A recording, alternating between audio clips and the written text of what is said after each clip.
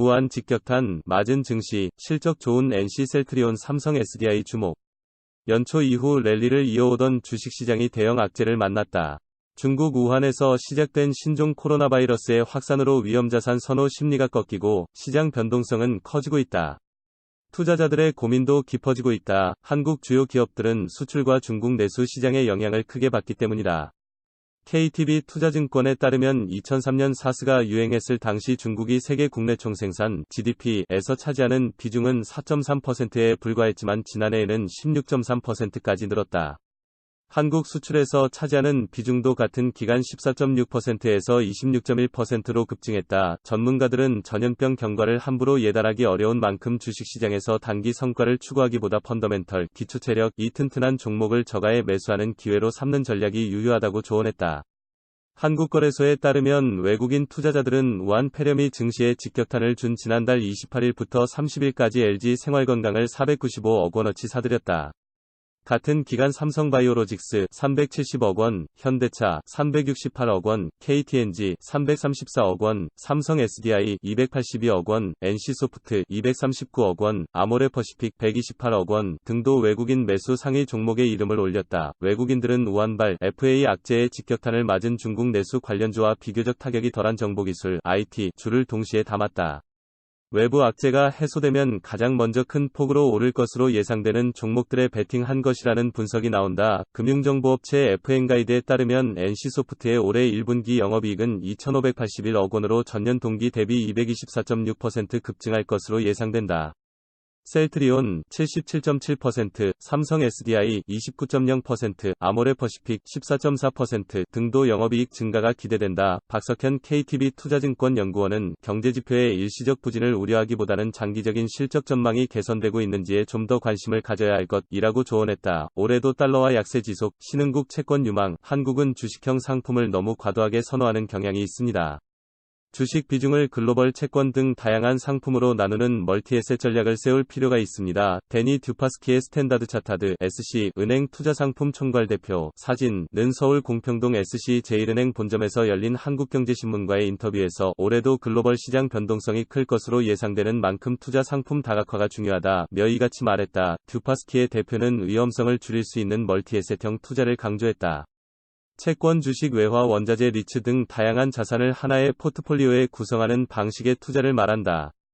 자신의 투자 성향에 맞춰 공격적 또는 방어적 포트폴리오로 구성할 수 있다. 대표적인 상품이 멀티에셋 펀드다. 듀파스키의 대표는 선진국 고수익 채권, 신흥국 채권 등으로 다각화된 포트폴리오를 구성해 연 4.5에서 6% 수준의 안정적인 인컴, 수익, 창출을 노리는 게 좋다고 조언했다. 시장 변동성이 큰 시기에는 다각화된 포트폴리오가 큰 손실을 예방하는 방어막 역할을 할 수 있기 때문이다. 그는 주식시장이 강세를 보일 때 혜택을 보면서 하락하더라도 다각화된 투자 상품이 수익률 하락폭을 작게 할 수 있다며 주식에 관심은 있지만 안정성을 추구하는 보수적인 투자자들에게도 적합하다고 말했다. 올해도 포트폴리오의 일부분을 안전자산에 배분해 놓을 필요성이 크다는 게 그의 시각이다. 듀파스키의 대표는 안전자산 중에서도 금 투자를 긍정적으로 본다며 포트폴리오가 다각화돼 있다는 것을 전제로 최소한 5% 정도는 금에 투자하는 것이 좋다고 말했다. 다만 안전자산 비중이 높을 경우 시장이 상승세일 때 수익률을 떨어뜨리는 요인이 될 수 있다는 점은 염두에 둬야 한다는 조언이다. 올 한 해 유망한 글로벌 투자 상품으로는 신흥국 채권을 꼽았다. 듀파스키의 대표는 올해는 미국 달러 약세가 지속될 것으로 본다며 달러화가 약세를 보이면 신흥 시장이 반사 효과를 볼 수 있는 만큼 신흥국 채권이 혜택을 볼 것이라고 말했다. 국내 증시에 대해서는 반도체 주식을 중심으로 반등이 예상된다고 내다봤다. 안정적인 투자를 위해 판매 운용사 면면을 들여다볼 필요도 있다는 게 그의 조언이다.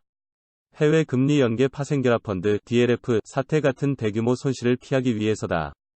듀파스키의 대표는 상품 선정 리스크를 줄이기 위한 프로세스와 포트폴리오 매니저에 대한 평가 체계가 잘 구축돼 있는지도 중요한 사항이라며 성과만을 강조하다 보면 그만큼 리스크가 커지기 때문이라고 말했다. 듀파스키의 대표는 지난 28년간 은행업에 종사하며 세계 곳곳의 헤지펀드 매니저를 다양하게 만나왔다. 그는 포트폴리오 매니저가 프로세스를 제대로 해석하는 게 투자 결과에 영향을 미칠 수 있다며 힘든 시기가 왔을 때 매니저가 얼마나 투자 프로세스에 맞게 대응하는지를 본다고 말했다. 포트폴리오 매니저의 단기 성과가 좋지 않다고 바로 환매하는 것은 잘못된 선택이라고 강조했다. 그는 펀드의 구조나 성격에 대한 판매인의 이해도가 피상적이면 성과가 좋아질 수 있는데도 환매하는 잘못된 선택을 한다고 말했다. 투자자 역시 자산관리 (WM) 전문가들과 꾸준히 소통하려는 노력이 중요하다는 게 그의 조언이다. 듀파스키의 대표는 자산관리 인력이 글로벌 시장에서 일어나는 일을 항상 알고 있어야 한다며 투자자가 투자 이후에도 꾸준히 질문하고 투자 내용에 대해 커뮤니케이션을 시도하는 것이 영향을 줄 수 있을 것이라고 말했다. 태국 여행 뒤 발병 신종 코로나 16번 확진자의 16일간 행적. 격리 없이 병원 치료 입원해 일상생활, 나머지 가족 증상 없어. 16번째 신종 코로나 바이러스 감염증 확진자로 확인된 40대 여성은 무려 16일간 격리 등의 조치가 없이 일상생활과 병원 치료를 한 것으로 드러났다. 특히 중국을 방문하지 않고 태국 여행 뒤 감염된 사실이 확인된 만큼 감염 경로 등 세부적인 역학조사가 무엇보다 중요하다는 지적이 나온다. 42세인 A씨가 일행 5명과 함께 지난 15일 출국해서 태국 방콕과 파타야 등을 둘러보고 무안공항으로 귀국한 것은 1월 19일. 5에서 6일 동안 별다른 증세가 없었던 A씨는 설 연휴인 25일 저녁에 발열과 오한 증세를 보였다.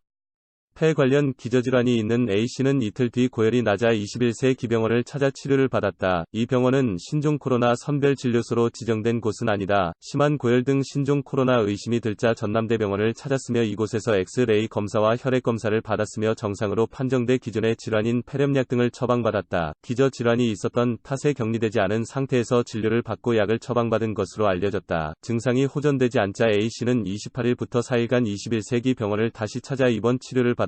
이후 호흡곤란과 오한, 엑스레이와 CT 촬영 결과 폐렴이 악화한 모습을 보이자 3일 전남대병원 응급실로 긴급 이송됐다. 전남대병원에서 음압병동으로 격리 조치된 A씨는 광주보건환경연구원 검사 결과 4일 오전 양성 판정을 받았다. A씨는 확진되기 전까지 21세 기병원 등에서 격리 조치 없이 입원과 치료를 받은 셈이어서 의료진이나 일반 내원 환자 등과의 얼마나 어떻게 접촉했는지 역학조사가 필요하다는 지적이 나온다. 그나마 귀국 후 며칠을 제외하곤 입원과 치료로 통상적인 외부 생활이 많지 않았다는 점은 그나마 다행으로 보건당국은 보고 있다. 현재 다쳐서 병원에 입원 중인 딸과 자가격리 중인 남편, 자녀 등은 별다른 증상을 보이지 않는 것으로 알려졌다. 질병관리본부 역학조사팀은 이날 광주로 내려와 A씨가 태국 출국에서 귀국 이후 확진될 때까지 이동 경로와 동선, 접촉자 등 세부적인 내용을 파악 중이다. 국립중앙의료원, 입원 환자 완치, 이번 주 안에 퇴원 가능. 국내 두 번째 신종 코로나 바이러스 감염증 환자가 이번 주 안에 퇴원할 것으로 보인다.